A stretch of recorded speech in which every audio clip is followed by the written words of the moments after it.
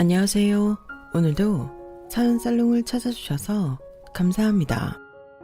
서울에 살고 있는 40대 여성이에요. 저는 사람 착한 거 하나 보고 결혼해서 20년 가까이 시댁 식구들한테 호구 취급을 받고 살았어요. 그렇다고 내 인생을 망가뜨린 남편을 탓하려고 사연을 보내게 된 건 아니에요. 저뿐만 아니라 우리 부부 둘 다 호구로 살았거든요. 우리 부부가 바보도 아니고 시댁 식구들한테 호구 잡힌 걸 왜 몰랐겠어요. 알면서도 당해준 거죠. 왜 그런 바보짓을 했냐고요? 그건 남편의 가정사 때문이었어요. 제 남편은 돌도 되기 전에 입양이 돼서 40년 넘게 친부모 얼굴도 모르고 살았어요. 친부모님과 양부모님은 한 고향 출신으로 동네에서 형동생하며 지냈던 분들이에요. 친부께서는 아내가 아이를 낳고 얼마 뒤 세상을 떠나자 동네 형 내외한테 자식을 맡기고 도망치듯 외국으로 돈 번다고 떠나셨대요. 며칠만 맡아달라며 제 남편을 맡긴 채 말이죠. 물건 맡기듯 자식을 맡기곤 그 후로는 연락 한 번 없었다더군요.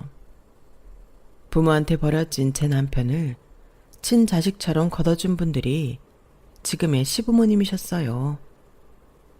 그래서 저희 부부는 시댁의 무리한 부탁이나 억지스런 강요에도 눈 꼭 감고 들어드릴 수밖에 없었어요. 그런데 이런 우리 부부의 선의를 이용해 먹는 것도 모자라 자기들 입속을 채우려 거짓말로 내 남편 인생을 개박살낸 건 도저히 용서할 수가 없었어요.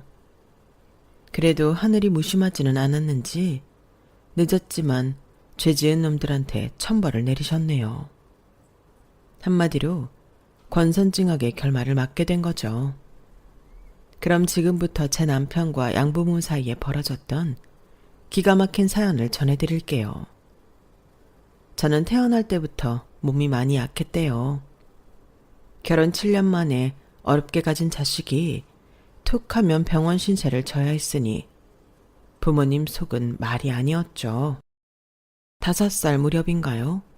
며칠을 고열에 시달리다가 거의 죽음 직전까지 가게 됐고 할머니는 어린 손녀딸을 묻어줄 관까지 준비하셨대요.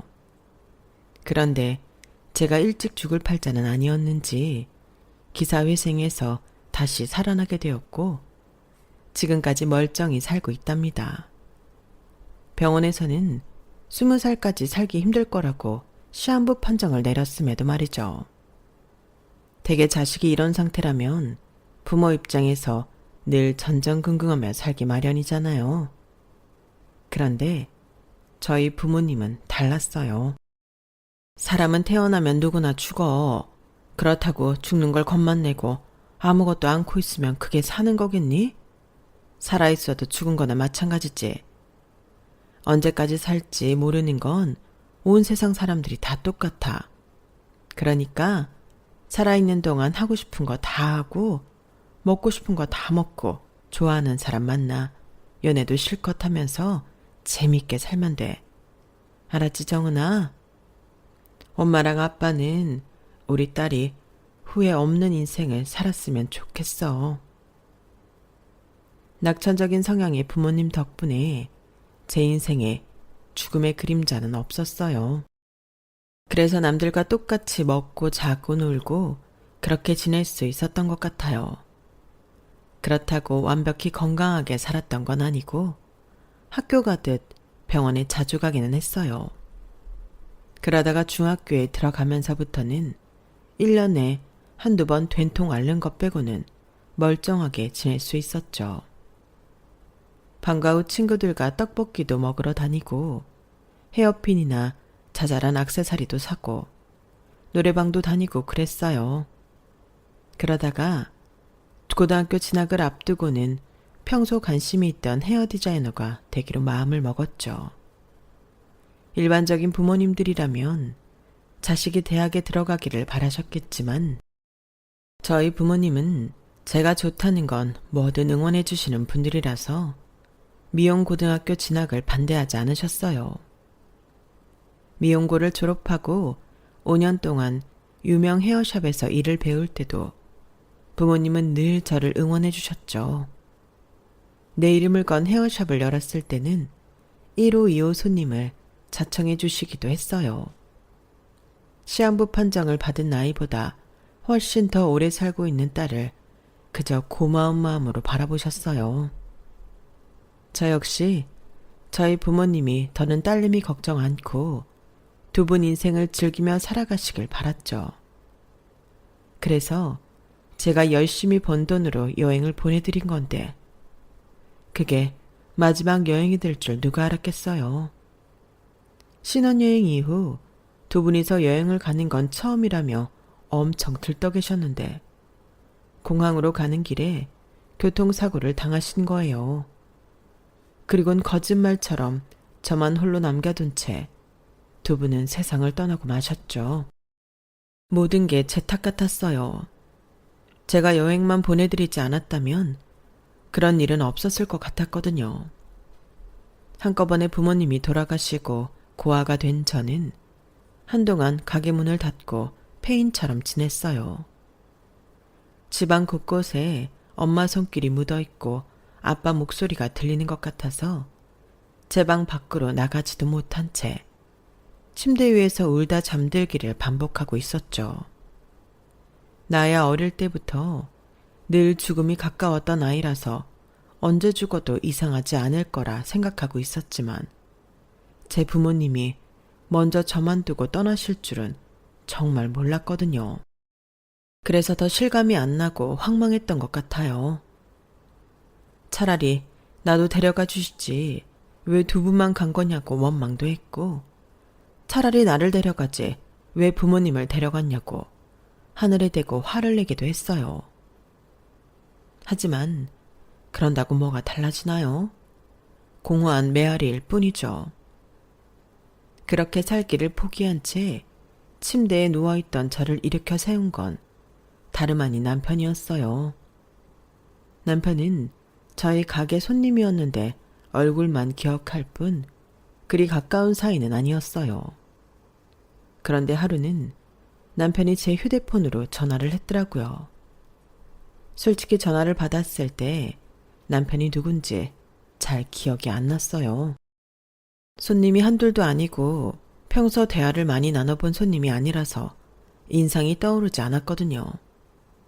게다가 밥도 안 먹고 며칠을 보낸 참이어서 기운까지 없어서 그런가 더 모르겠더라고요. 벌써 일주일 가깝게 가게 문이 닫혀 있길래 무슨 일이 있으신가 해서 전화했어요. 혹시 어디 아프신 건가요? 죄송합니다. 건강이 안 좋아서 가게 문을 못 열 것 같아요. 다른 샵을 찾아주시면 감사하겠습니다. 아니, 저기 어디가 얼마나 아픈 건데요? 약은 먹었어요? 손님, 그건 제가 알아서 할게요. 그럼 전화 끊습니다. 잠시만요. 저 밥은 꼭 챙겨 드세요. 그리고 머리는 가게 문 여실 때 가서 하겠습니다. 그저 손님일 뿐인데 마치 진심으로 제 걱정을 하는 듯한 목소리에 울컥했어요. 이제 부모님도 안 계셔서 나를 걱정해 줄 사람은 없을 거라고 생각했거든요. 나는 자기 얼굴도 제대로 기억 못하는데 이 사람은 왜 이렇게 나한테 친절한 걸까? 의아하면서도 한편으로는 고마웠어요. 내가 그리 솜씨가 뛰어난 헤어 디자이너도 아닌데 왜 꼭 우리 가게에서 머리를 하려는 건지 궁금하기도 했고요. 이런저런 생각을 하다 보니 그간 잊고 있었던 허기가 순식간에 몰려왔어요. 그래서 손에 잡히는 대로 허겁지겁 먹어댔어요. 방금 전까지 이대로 부모님 따라 죽어버렸으면 했었는데 배가 차고 나니 그런 생각은 싹 사라지고 이제 좀 살겠다 싶은 거예요. 산 사람은 어떻게든 산다고 하더니 그 말이 틀리지 않더라고요. 기왕 살기로 했으니 그동안 닫았던 가게부터 열어야겠다고 생각했어요.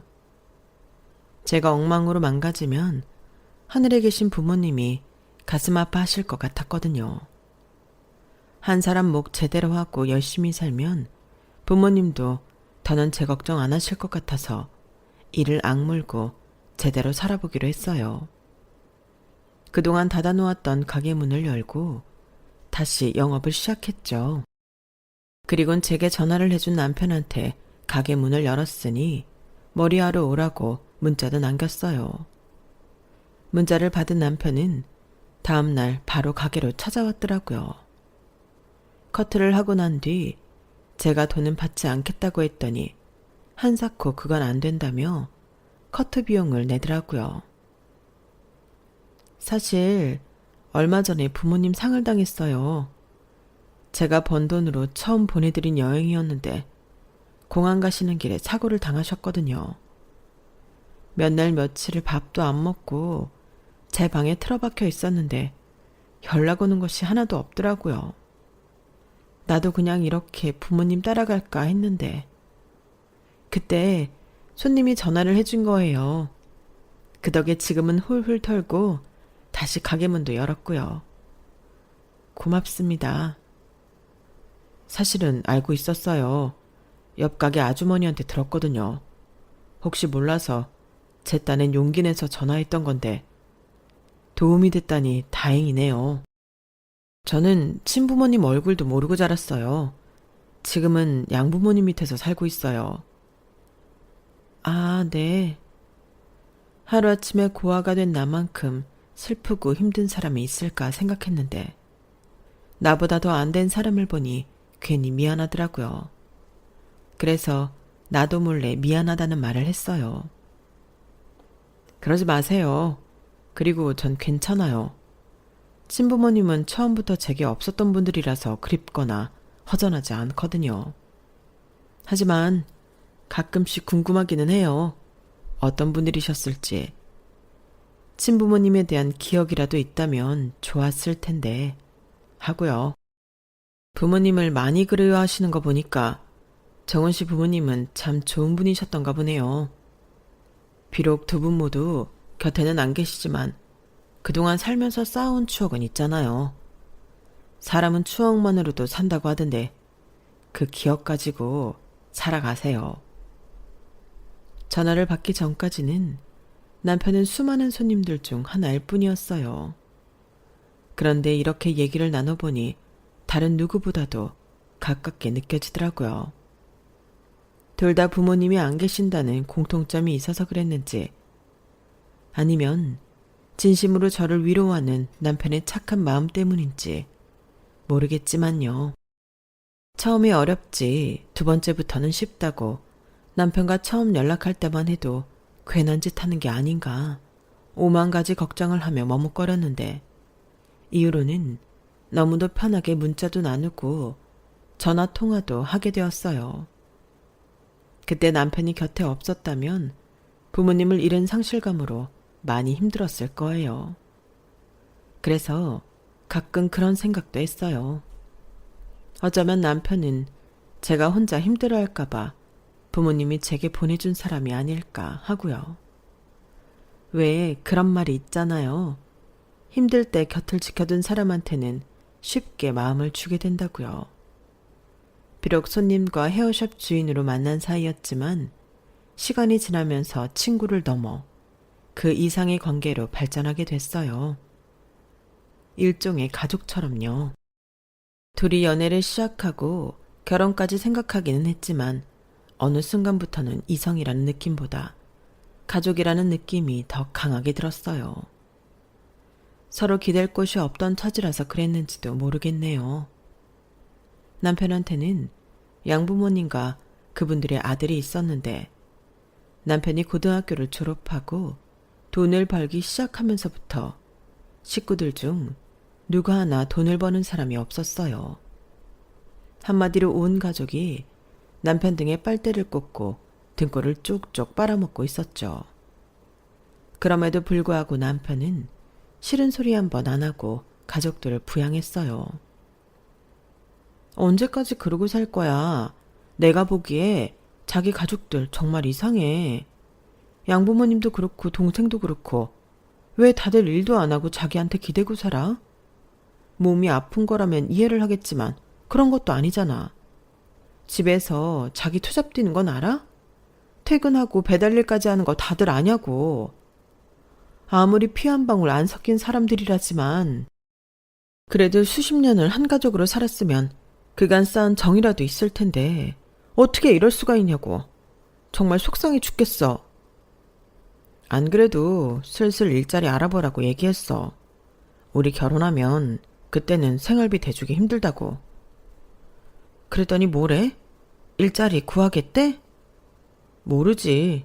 얘긴 했는데 부모님도 그렇고 동생도 대답을 안 하더라고. 사람 좋은 게 남편의 장점이라고 생각했는데 결정적인 순간에 이르러서는 그게 단점이 되더라고요. 이러니 지금까지 가족들한테 호구 잡혀 산 게 아닌가 하는 생각을 했어요. 사실 처음부터 남편의 양부모님이 제 남편을 부려먹고 살았던 건 아니었어요. 남편이 중학교에 들어가기 전까지는 정말 친자식처럼 키워주셨거든요. 그때는 남편도 자신이 입양하라는 사실을 모르고 있었대요. 양부모님들이 그런 얘기를 해주지 않았으니까요. 그런데 6학년 2학기 가을 무렵에 양어머님이 임신을 하셨고 이듬해 아들을 낳으면서 충격적인 사실을 알게 된 거예요. 부모님과 자신은 피 한 방울 안 섞인 남이라는 사실을요. 거기다 자기 부모님이 어떻게 자신을 버렸는지도 말이죠. 양부모님은 자식 없이 살다가 제 남편을 맡아 키우게 됐고 친부와 연락이 끊기자 제 남편을 당신 호적에 입적한 거예요. 그렇게 친자식처럼 키우던 중 그렇게 소원하던 자식을 낳게 되었고 그때부터는 제 남편한테 향했던 사랑을 자신들 자식에게 쏟기 시작한 거죠. 처음부터 부모 사랑을 못 받고 살았다면 모르겠지만 받던 사랑을 하루아침에 뺏기고 나니 처음엔 그렇게 서럽고 힘들었대요. 그렇다고 자기를 낳아준 부모를 찾아갈 수도 없으니 어쩌겠어요. 어떻게든 그 집에 붙어 있으려고 양부모님 눈치에 동생 눈치까지 보며 살았던 거죠. 따지고 보면 이게 다 자기 자식을 남한테 던져버리고 도망친 남편의 친부 탓이었어요. 아니, 그때까지만 해도 그런 줄만 알았어요. 그래서 힘든 고비가 있을 때마다 속으로 남편의 친부 욕을 엄청 했었죠. 나중에야 그게 아니란 걸 알고 놀랐지만요. 아무튼 저희 결혼이 임박해지자 양부모님과 동생은 발등에 불 떨어진 사람처럼 발악을 했어요. 제 가게에 찾아와 행패를 부리기도 하고 쉬는 날 저희 집까지 찾아와 헤어지라고 종용하기도 했거든요. 네가 나타나고부터 우리 종훈이가 달라졌어. 걔가 가족이라면 끔찍하게 아끼던 놈인데 너 하나 때문에 부모도 동생도 버리고 떠나겠다고 하는 거 아니니? 너도 들어서 알겠지만 그동안 우리가 부모 없이 버려진 종훈이를 친자식처럼 애지중지 키웠다. 아무리 애 봐준 공은 없다고 하지만 그래도 어떻게 이럴 수가 있니? 어떻게 여자한테 빠져서 가족까지 버릴 생각을 하냐고. 이게 다 네 탓이다. 너만 없었으면 우리 가정에 이런 일은 없었다고. 그러니 당장 헤어져. 어머님, 이게 왜 제 탓이에요? 자식이 결혼을 하면 주거지뿐만 아니라 경제적으로도 독립을 하는 건 당연한 일이잖아요. 아니, 솔직히 지금까지 그이가 가족들 생계를 혼자 도맡아 하고 살았다는 것 자체가 이상한 거라고요. 그리고요, 결혼한다고 해서 부모님과 동생이랑 영 끊고 살겠다는 거 아니에요. 따로 살 뿐이지 여전히 한 가족이라고요. 그러니 노여움 푸세요. 그럼 네 말은 결혼하고도 생활비는 전처럼 대주겠다는 소린 거니? 그런 거라면 우리도 니들 결혼 반대할 생각은 없다. 그건 안 되죠. 저희도 살아야 하는데 어떻게 생활비를 대드려요? 그러지 마시고 이참에 일자리 구해보세요. 아직 젊으시잖아요. 도련님도 한창 일할 때고요. 아무리 어르고 달래도 결과는 늘 똑같았어요. 생활비를 대주기 전에는 절대 결혼은 안 된다. 이거였죠. 결국 결혼식을 일주일 남기고 극적인 타협을 보기는 했지만 솔직히 저는 그 결과도 마음에 안 들었어요. 좋다. 그럼 우리가 일자리 찾을 때까지만 생활비를 대거라. 그 정도는 할 수 있지? 이 정도면 우리도 많이 양보하는 거니까 니들도 이 정도 선에서 만족하도록 해. 남편은 알겠다고 대답을 했고 저는 무사히 결혼식을 치를 수 있었어요. 신혼집은 제가 살고 있는 부모님 집에서 안방 침대만 새로 들여 살기로 했어요. 사실 남편이 그동안 번 돈은 고스란히 시댁 식구들한테 다 들어갔기 때문에 모아놓은 돈이 없었거든요. 자기가 대출을 받아서 결혼자금으로 되겠다고 하길래 그만두라고 했어요. 그게 다 빚이잖아요. 있는 집에서 있는 살림으로 살면 그만인데 뭐하러 은행 이자까지 내며 남의 돈을 빌렸어요. 제가 생각하기엔 이게 합리적인 결정 같았지만 그래도 남편은 마음이 무거웠던가 봐요. 빈몸으로 제 집에 들어와 살면서 월급은 고스란히 자기 식구들 생활비로 들어가야 했으니 왜 안 그렇겠어요? 모르긴 해도 저희 부모님이 살아계셨다면 이런 결혼을 시키지 않았을 거예요. 결혼하고 반년 가까이 지난 시점까지도 시댁 식구들 중 누구 하나 취직을 한 사람은 없었어요. 말로는 일자리를 알아보고 있다고 하는데 그걸 어떻게 믿겠어요? 애초에 언제까지라고 못을 박았어야 했는데 그걸 못한 우리 책임이죠. 그래서 생각도 못해 시동생을 저희 가게로 불렀어요. 소질이 있건 없건 와서 허드렛 일이라도 하면서 용돈벌이라도 하라고요. 어차피 저 혼자 꾸려나가기에는 규모가 있어서 밑에 사람을 둘 생각이 없기 때문에 그런 결정을 내린 거죠. 그랬더니 시어머니가 바로 전화를 했지 뭐예요. 너 아주 맹랑한 애구나. 어디서 감히 내 아들한테 그딴 일을 시켜? 내 귀한 아들이 여자들 머리나 잘라주고 있어야겠니? 난 절대 그런 일 못 시킨다. 어머님, 뭔가 착각을 하시는 모양인데요. 저 도련님한테 가위 안 맡겨요. 손님 머리는 오랜 시간 숙련된 헤어 디자이너나 손댈 수 있는 거예요. 제가 도련님한테 하라고 한 일은 손님 머리 만지는 일이 아니라 가게 청소랑 빨래예요.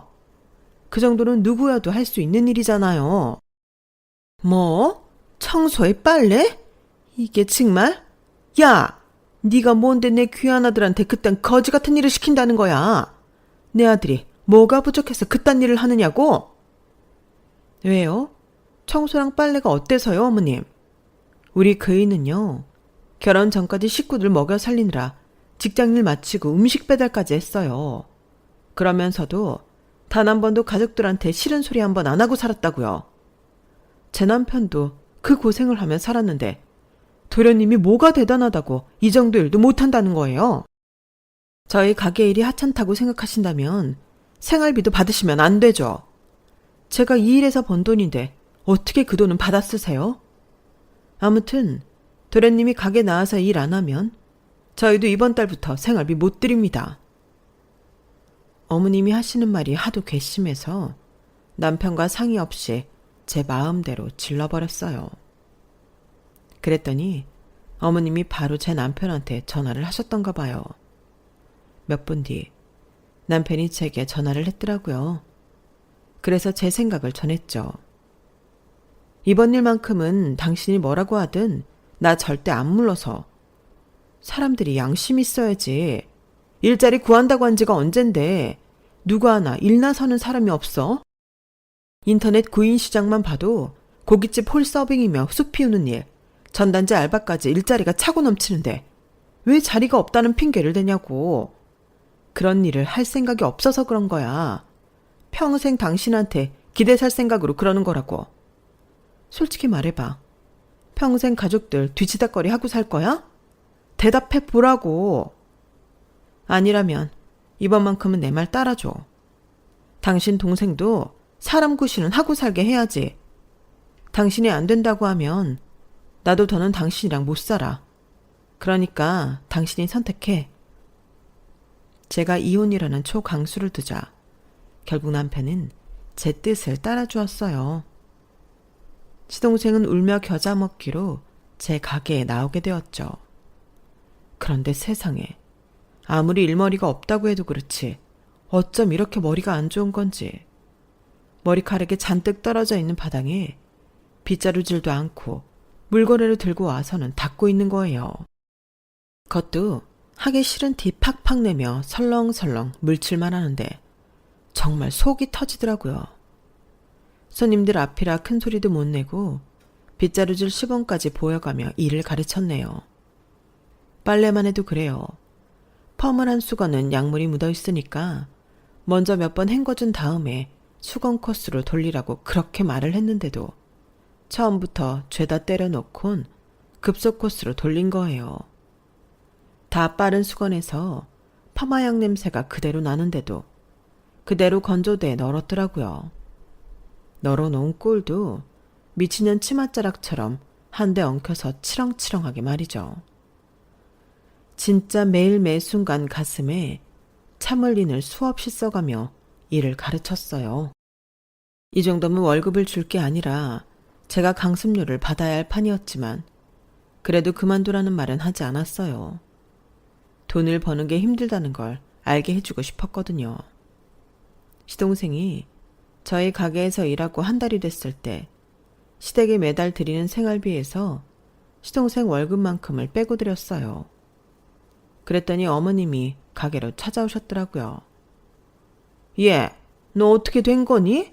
이번 달 생활비가 왜 이렇게 모자라? 아, 그거요. 뺀 액수만큼 도련님한테 월급으로 줬잖아요. 이제 도련님도 돈을 버니까 스스로 생활비를 대야죠. 뭐? 아니 그런 게 어딨어? 내 아들이 한 달 내내 뼈 빠지게 고생해서 번 돈을 생활비로 쓰라고? 난 그렇게는 못한다. 그러니 덜 보낸 돈 당장 내놓거라. 그건 안 되죠.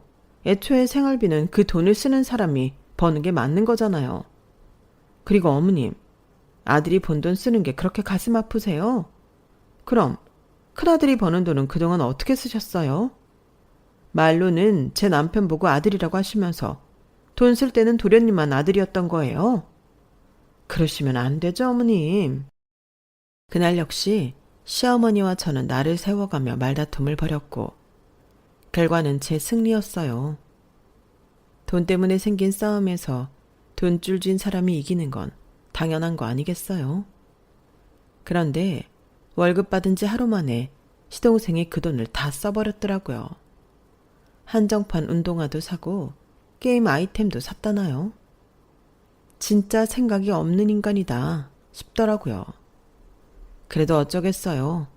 저는 한 푼도 더 못 주겠다고 하니 어머님은 빈손으로 돌아갈 밖에요. 그런데 글쎄 저 모르게 어머님이 남편한테 기어이 부족한 돈을 받아갔지 뭐예요. 그걸 알게 된 건 어머님과 다툼이 있고 얼마 지나지 않았을 때였어요. 남편이 퇴근 시간이 됐는데도 집에 가게로 안 오길래 전화를 했더니 결혼 전에 하던 배달 일을 다시 하고 있더라고요. 부족한 생활비만큼 어머님한테 보태드리느라 현금 서비스를 받아서 그 돈을 채우겠다고 투잡을 뛰고 있었던 거예요. 이 답답한 남자 때문에 정말 속에서 천불이 나더라고요. 자기가 이러면 제가 어머님이랑 싸워가며 협상을 한 보람이 없는 거잖아요. 다음 달부터는 경민이가 월급 집에 갖다 준다고 했으니까 이번 달만 이해해줘. 당신이 뭘 걱정하지는 알고 있는데 그래도 자식 입장에서 부모님을 굶고 살게 할 수는 없잖아. 미안해 여보. 그 사람들은 자기를 자식으로도 생각 않는데도 자식의 도리를 지키려는 남편을 보니 안 됐고 불쌍했어요.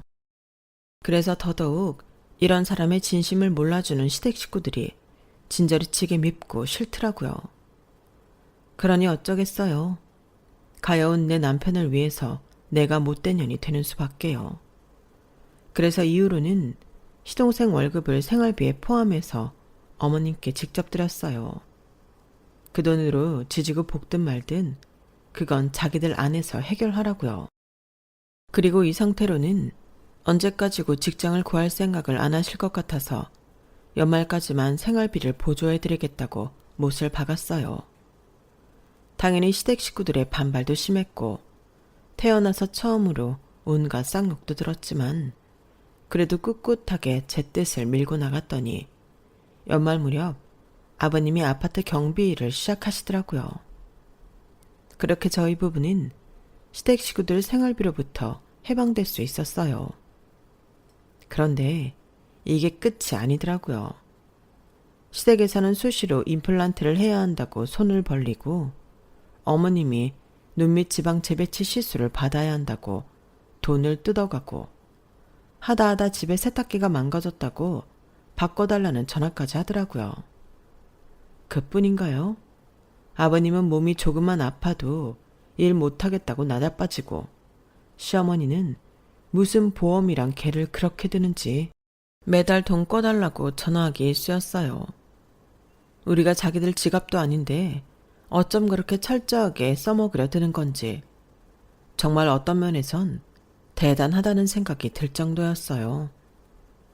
그렇게 시댁 식구들한테 호구 잡힌 생활을 하면서도 단칼에 끊어내지 못했던 건 앞서 말씀드린 것처럼 제 남편의 처지 때문이었어요. 갈 곳 없던 제 남편을 그래도 키워준 분들이라서 속으로 욕을 하면서도 해드릴 수 있는 선에서는 해드릴 수밖에 없었어요. 그런데 그런 호구짓이 생각지 못한 순간 끝을 맺게 될 줄 누가 알았겠어요.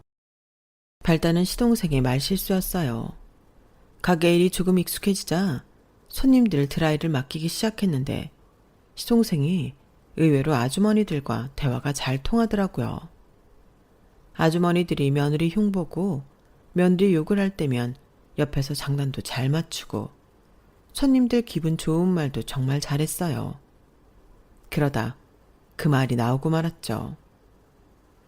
아우, 이 총각 말 참 이쁘게 하네. 나한테 딸이 있었으면 당장 사위 삼는 건데 아쉽다 정말. 우리 집 아들놈들은 엄마 위할 줄을 아나 엄마한테 용돈을 줄 줄 아나 정말 아무짝에도 필요 없어. 총각 어머님은 얼마나 좋으시겠어. 헤이, 저희 부모님한테는 저 말고 효자가 따로 있어요. 여기까지 들었을 땐 시동생이 제 남편 얘기를 하는 줄 알았어요. 그런데 일명 은혜 갚은 까치라고 미국에서 돈 벌어다 주는 사람이 하나 있거든요. 어머, 그게 누군데? 이건 형수님한테 비밀인데 저희 형 친아버지예요. 그 아저씨가 매달 돈을 엄청 보내줬어요. 형 키워주는 돈에 형 앞으로 적금 들어달라는 돈까지. 그런데 그걸 우리 아버지가 중간에서 꿀꺽한 거죠. 아니, 그건 좀 그렇다. 남의 자식 돈으로 그러면 안 되지. 그 아버지가 얼마나 속상했겠어. 너무했다. 에이, 호적상으론 형이 우리 아버지 아들로 돼 있는데 뭐가 너무해요. 그리고 그 돈으로 IMF 때 돈놀이에서 엄청 불려줬는데 지금 사는 집도 그 돈으로 산 거잖아요. 그 집은 형 명의로 해줬고 미쳤어요. 그걸 왜 형 앞으로 해줘요.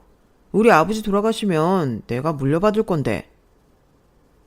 제가 샴푸실에 있다는 걸 몰랐던 시동생은 신나게 떠들어댔어요.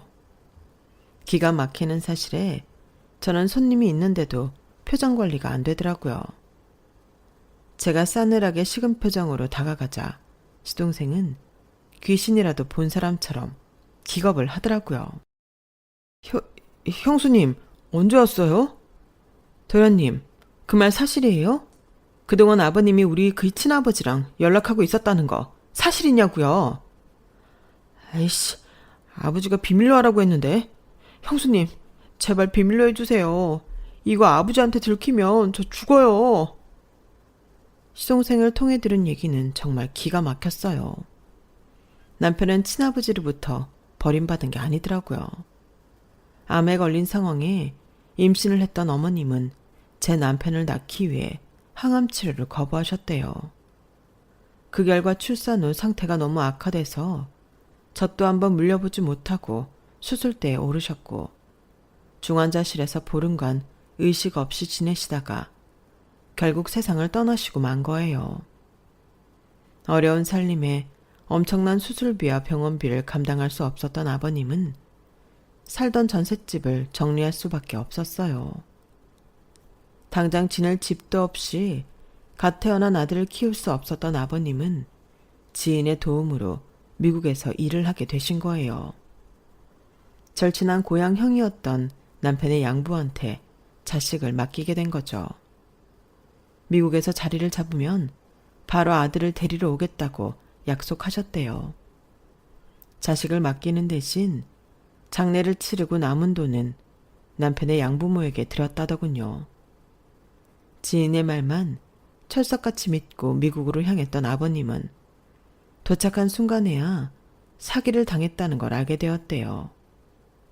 취업 비자를 마련해 주겠다는 약속과 달리 아버님은 불법 체류자 신분으로 미국인들이 꺼리는 온갖 힘든 일을 도맡아 해야 했대요. 그렇게 번 돈은 당장 먹고 사는데 필요한 돈만 빼고 모조리 한국으로 보내신 거예요. 제 남편의 양부모한테요. 그래도 힘든 시간을 버티다 보니 타국에서 좋은 사람들을 만나 취업 비자도 받고 영주권도 받게 되었다더군요. 덕분에 아버님은 전보다 제대로 된 일을 할 수 있게 되었고 벌어들이는 돈도 그만큼 늘어났어요. 미국에서 아들과 함께 살 생각을 하며 집도 마련하고 삶의 터전을 잡은 아버님은 아들을 찾아오려고 남편의 양아버지한테 연락을 한 거죠. 그동안 제 남편 앞으로 적금을 들어달라고 보내준 돈으로 돈놀이를 해서 집도 사고 살만해졌던 양아버지는 집과 돈을 뺏길 게 겁이 나 남편의 친아버지와 연락을 끊어버렸어요. 남편의 친아버지가 한국에 들어온다고 해도 이미 이사까지 한 상황이라 자신들을 찾기 힘들 거라는 걸 알았으니까요. 게다가 제 남편의 출생신고를 하면서 자신의 호적에 올려놨기 때문에 자식조차 뺏기지 않을 거라 생각했던 거죠. 그때까지만 해도 남편의 양부모님한테는 친자식이 없었으니까요. 시댁 식구들은 이런 기가 막힌 사정을 그동안 제 남편한테 속이고 살았던 거예요. 그래놓고는 제 남편을 부모한테 버려진 아이였던 양 거짓말을 하고 긴 세월 등골을 빼먹으며 살았던 거예요. 시동생을 통해 사건의 전말을 듣게 된 남편은 미친 듯이 소리를 질렀어요. 그리고는 그 길로 본가에 달려가 양아버지한테 따져 물었죠. 왜 그랬어요? 그깟 돈이 뭐라고 부모 자식 사이를 이렇게 갈라놨냐고요. 당신이 이러고도 사람입니까? 그렇게 나한테서 내 부모를 떼어놨으면 적어도 자식 취급을 해줬어야 하잖아요. 이놈의 자식이 우리가 널 자식 대접 안 해준 게 뭐냐? 너 출생신고도 우리가 가서 했고 너 학교도 보내고 입히고 먹인 것도 다 우리가 했어. 그만큼 해줬으면 됐지. 어디서 큰 소리야? 배은망덕한 놈 같으니라고. 거짓말 마세요. 우리 아버지가 보내준 돈으로 먹이고 입힌 거겠죠. 그리고 내 아버지한테 했던 것처럼 나도 이 집 종처럼 부려먹었고요. 당신들한테 나는 돈 벌어오는 기계였잖아요. 내놔요. 내 아버지 연락처 내놓으라고요. 그날 죽일 듯 달려드는 제 남편의 기세에 양부는 결국 연락처를 내놓았어요. 다행히도 남편의 친아버지는 예전 연락처를 그대로 유지하고 계셨더라고요. 혹시라도 다시 한국에서 연락이 올까 기다리셨던 거죠. 제 남편의 연락을 받은 친아버지는 바로 한국으로 들어오셨어요. 공항에 마중 나갔던 우리 부부는 입국장을 나오는 아버님을 한눈에 알아볼 수 있었어요. 남편과 판박이었거든요. 그건 아버님도 마찬가지였나 봐요. 제 남편과 눈이 마주치자마자 아버님은 눈물을 흘리셨거든요. 그렇게 수십 년의 세월이 흘러서야 다시 만나게 된 부자는 서로를 끌어안고 오열을 했어요. 너무 울어서 입국장에 있던 사람들이 다들 쳐다볼 정도였죠. 아버님을 모시고 집으로 향하는 동안에도 두 남자는 끊임없이 그동안 살아온 얘기를 나눴어요. 아버님은 미국에서 청소 사업을 하고 계신다고 했어요. 자신처럼 미국에 이민 와서 힘들게 살아가는 사람들한테 정당한 급여와 취업 비자를 마련해 주려고 차린 회사라고 하더라고요.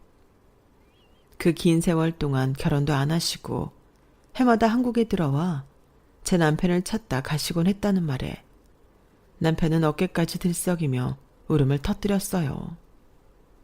그런 줄도 모르고 친아버지를 원망했던 게 죄송해서 그랬을 거예요. 저희 집에 도착해 짐을 풀고 식사를 마치신 아버님은 그제야 참았던 말씀을 하셨어요. 한 하늘 아래 멀쩡히 살아있는 우리 부자의 연을 끊어놓은 죄 많은 인간들. 이번에 제대로 웅징할 생각이다.